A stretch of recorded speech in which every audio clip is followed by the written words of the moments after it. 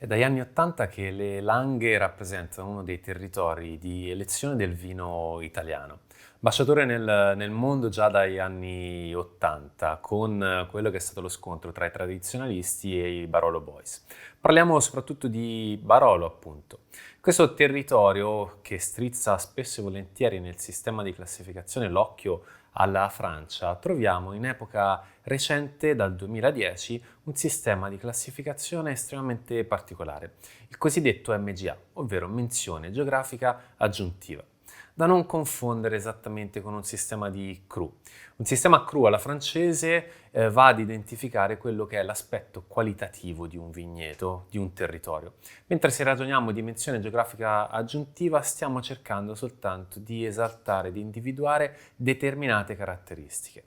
Ricordiamoci che il territorio di Barolo comprende 11 comuni e comprende anche questa dicotomia tra il suolo elveziano e quello tortoniano, con appunto Cannubi nel mezzo che rappresenta una sorta di punto di incontro e Bussia che ha una sorta di eterogeneità completa dei suoli. Ma a parte queste due macro categorie abbiamo vigneti che si esprimono in maniera completamente differente e quindi il legislatore ha pensato bene di andare ad esaltare e identificare con 181 menzioni geografiche aggiuntive che possono appunto essere riportate in etichetta queste caratteristiche. Se parliamo di vigna, di vigneti, abbiamo la possibilità sotto l'MGA di andare anche a identificare il vigneto esatto, perché dobbiamo anche prendere in considerazione il fatto che questa zonazione, perché di zonazione stiamo parlando, può riguardare più produttori su uno stesso vigneto, appunto come accade per esempio in Borgogna, dove però ricordo che il sistema di classificazione fa riferimento alla qualità e quindi anche a quello che possibilmente sarà il costo del vino. In questo caso all'interno di una stessa menzione geografica potremmo avere anche 7-8 produttori che vanno a, seconda anche dello stile produttivo, esaltare una caratteristica o un'altra di quel vigneto, spuntando anche prezzi completamente differenti sul mercato. Ovviamente se parliamo di menzione geografica facciamo riferimento a delle caratteristiche comuni. Se ci spostiamo verso la zona per esempio di La Morra oppure di Barolo avremo vini, indipendentemente dalla menzione geografica, che esprimono più immediatezza. Al contrario, se andiamo invece nella zona di Serralunga avremo vini più adatti all'invecchiamento con tannini più marcanti. Tra le 181 menzioni troviamo anche le 11 menzioni comunali. Quando parliamo di menzione comunale abbiamo la possibilità di attingere ovviamente ai vigneti a ridosso dell'area del comune, ma che possono essere appunto più eterogenei. Quindi si tende a esprimere un areale leggermente più ampio e spesso e volentieri si hanno degli equilibri differenti. Ci sono i nomi dei vigneti che spesso esprimono anche quelle che sono le caratteristiche stesse. Una componente importante per comprendere a Barolo fino in fondo le differenze è rappresentata anche dall'inclinazione stessa. Parliamo sempre di colline non altissime, ma l'inclinazione è fondamentale perché in superficie tendiamo ad avere dei suoli sabbiosi e l'inclinazione tende invece a far scivolare via questa sabbia, andando a scoprire quindi la parte che è più antica, più profonda del vigneto e del territorio stesso.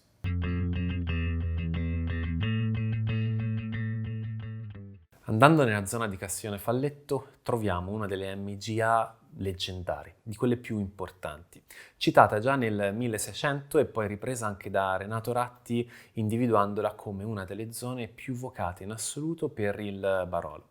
Siamo a circa 280 metri di altitudine sopra il livello del mare. Stiamo parlando di Monprivato, un vigneto monopole alla francese, quindi stile Borgogna, dove un'unica azienda è proprietaria ed è in grado appunto di andare a gestirla producendo non tutti gli anni quello che è uno dei migliori baroli in assoluto. Stiamo parlando della Giuseppe Mascarello e Figli. Questa vigna ha un suolo ricco di marne, di calcare, di argilla, quindi tipicamente elveziano. È un suolo che permette di esprimere un Barolo estremamente fine, fragrante, che è anche in grado di resistere, mantenere questa giovinezza nel tempo. La caratteristica proprio di Monprivato è quella che anche ad anni di distanza dalla vendemmia si riconosce immediatamente. Ovviamente tende rapidamente al colore classico, scarico del Barolo, ma mantiene questa vivezza di freschezza e un tannino di un'eleganza incredibile. Un po' l'esposizione, un po' la composizione del suolo, ma molto va riconosciuto anche al lavoro che è stato fatto da Mascarello nel tempo. Questo è uno dei vigneti che oggi dà la possibilità di toccare con mano quella che era stata l'idea iniziale del Barolo. Un mondo tradizionale fatto di eleganza, il vino dei re, il re dei vini.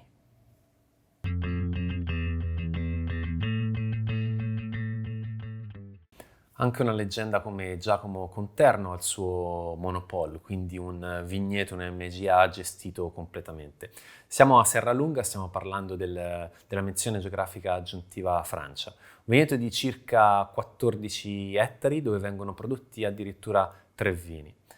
Sappiamo che Monfortino, che è l'eccellenza massima espressa dall'azienda, viene prodotta soltanto nelle migliori annate. Abbiamo anche 3 ettari circa di Barbera e poi l'ex Cascina Francia che oggi è Barolo Francia.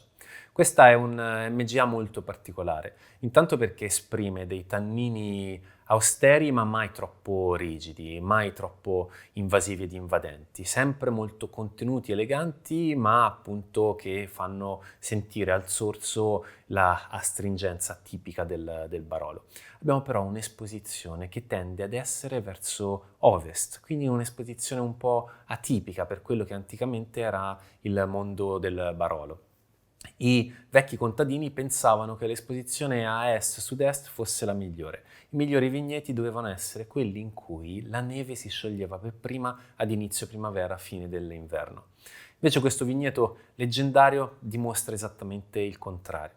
E anche se parliamo di pendenze, qui tendiamo in realtà ad avere una parte della vigna che è quasi pianeggiante.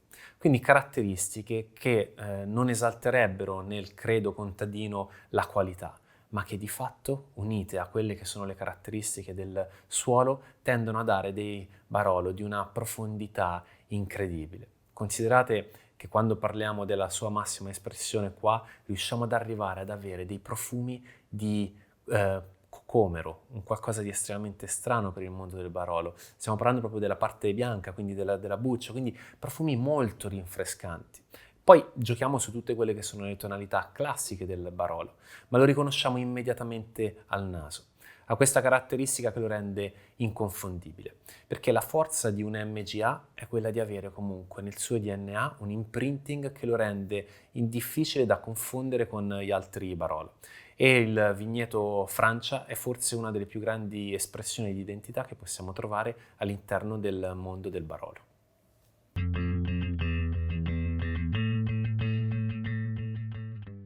Rimanendo su Serralunga d'Alba, troviamo una delle MGA più storiche, già menzionate da Cagna quando parlava delle eccellenze di Barolo, ed è un'esposizione assai favorevole perché parliamo di sud-sud-est.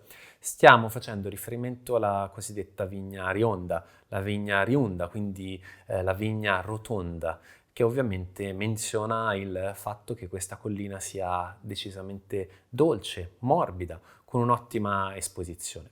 Qui abbiamo più produttori, da Oddero a Giovanni Rosso, soltanto per citarne alcuni, quindi sono in 5 in totale le aziende che occupano questo spazio e che gestiscono questo vigneto, con porzioni veramente minime. Pensate che Giovanni Rosso non arriva neanche ad 1 ettaro, e la sua Ester Canale Rosso forse è una delle vigne più leggendarie, quindi è proprio il suo cru di riferimento.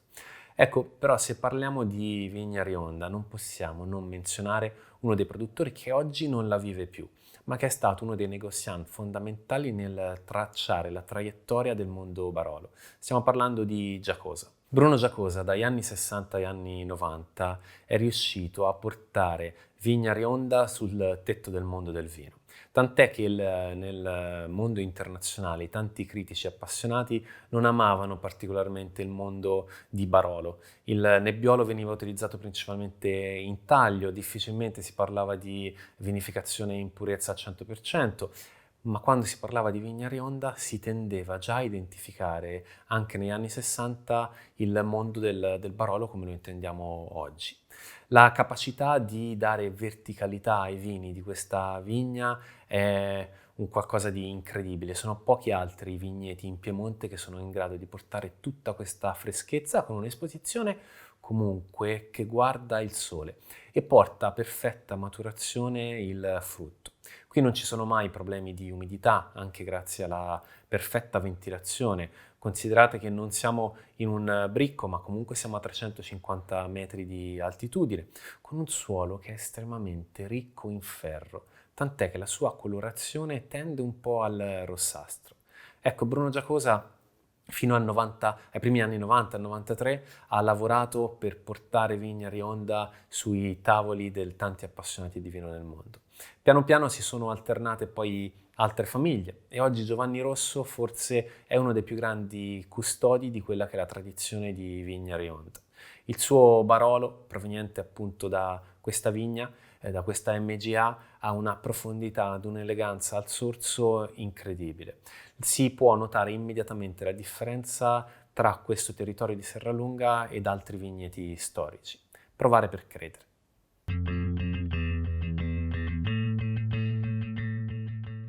Siamo soliti attribuire a cospetto del Barolo al barbaresco delle componenti più femminili. Lo vediamo come un vino più elegante, più aggraziato.